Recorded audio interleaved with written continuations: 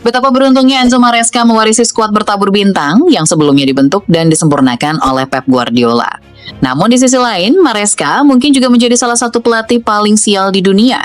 Sebab warisan sebesar itu datang bersama tekanan yang luar biasa besar.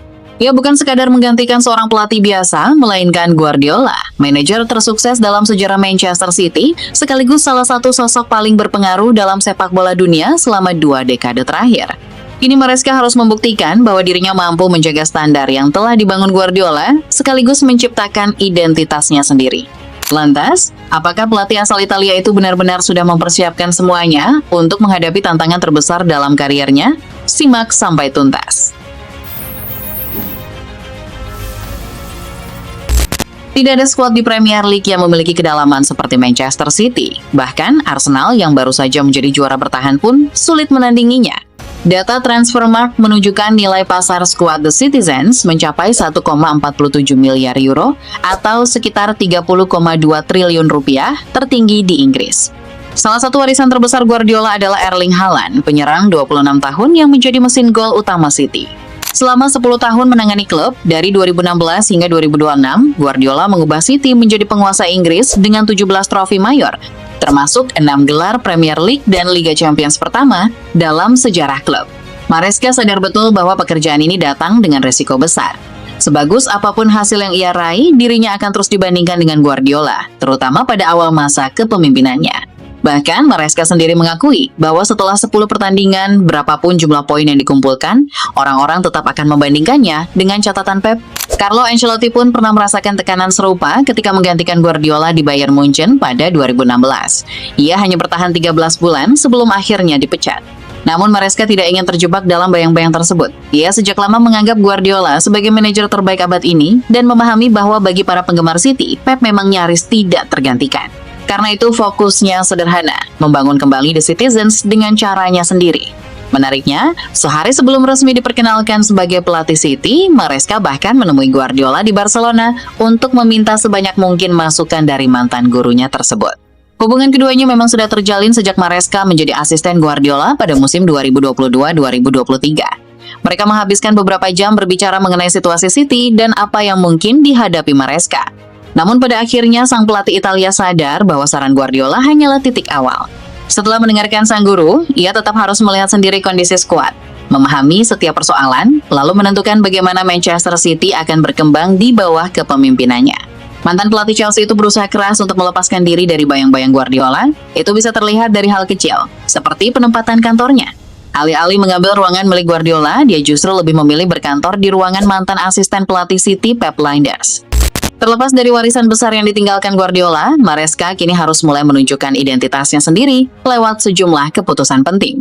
Salah satunya adalah menentukan kapten baru setelah kepergian Bernardo Silva ke Real Madrid. Pilihannya sempat mengerucut kepada 3 nama, Ruben Dias, Erling Haaland, dan Rodri.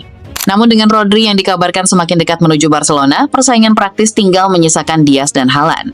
Dari keduanya, Dias yang kini berusia 29 tahun menjadi kandidat terkuat untuk meneruskan ban kapten City. Selain menentukan pemimpin baru, Maresca juga harus menemukan formula berbeda untuk Manchester City. Kita akan melihat bagaimana cara Maresca akan membangun tim ini untuk musim yang akan datang. Setelah mewarisi skuad yang sudah dipenuhi pemain berkualitas, tantangan utamanya bukan sekadar mempertahankan apa yang ditinggalkan Guardiola, melainkan menemukan struktur baru yang sesuai dengan ide sepak bolanya. Apalagi, City sudah kehilangan Bernardo Silva yang kini berada di Real Madrid, sementara Rodri juga semakin dekat dengan Barcelona. Dua pemain yang selama ini menjadi bagian penting dari keseimbangan permainan City itu harus digantikan, dan Maresca harus memastikan kepergian mereka tidak membuat tim kehilangan kendali di lini tengah. Salah satu langkah awalnya adalah mendatangkan Elliot Anderson sebagai rekrutan pertama. Gelandang asal Inggris ini menawarkan energi, kemampuan membawa bola, serta profil yang lebih dinamis untuk lini tengah City. Namun Anderson kemungkinan bukan satu-satunya perubahan yang akan dilakukan Maresca. Dengan Rodri pergi, City membutuhkan pemain yang mampu menjaga keseimbangan ketika bek sayap bergerak lebih tinggi dan para pemain depan mulai memenuhi area pertahanan lawan. Disinilah kemampuan Maresca dalam mengubah fungsi seorang gelandang akan kembali diuji. Menariknya, nama Enzo Fernandez juga mulai dikaitkan dengan Manchester City. Jika transfer tersebut benar-benar terjadi, Maresca akan kembali bekerja dengan pemain yang sudah memahami tuntutan sistemnya sejak masih di Chelsea.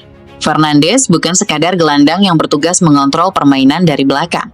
Di bawah Maresca, ia pernah diberikan kebebasan untuk bergerak lebih agresif, masuk ke kotak penalti, dan menjadi pemain tambahan ketika tim melakukan serangan. Jika pola tersebut kembali diterapkan di Manchester, City bisa mendapatkan dimensi berbeda yang tidak mereka miliki sebelumnya.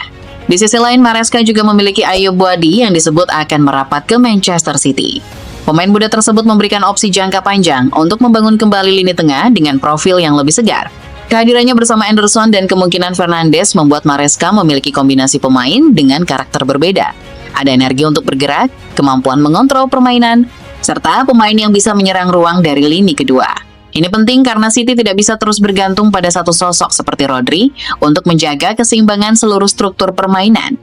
Perubahan berikutnya kemungkinan akan terlihat dari cara Maresca menggunakan para bek sayap. Salah satu ciri yang menarik dari pendekatannya adalah kecenderungan menempatkan fullback ke area tengah ketika tim menguasai bola.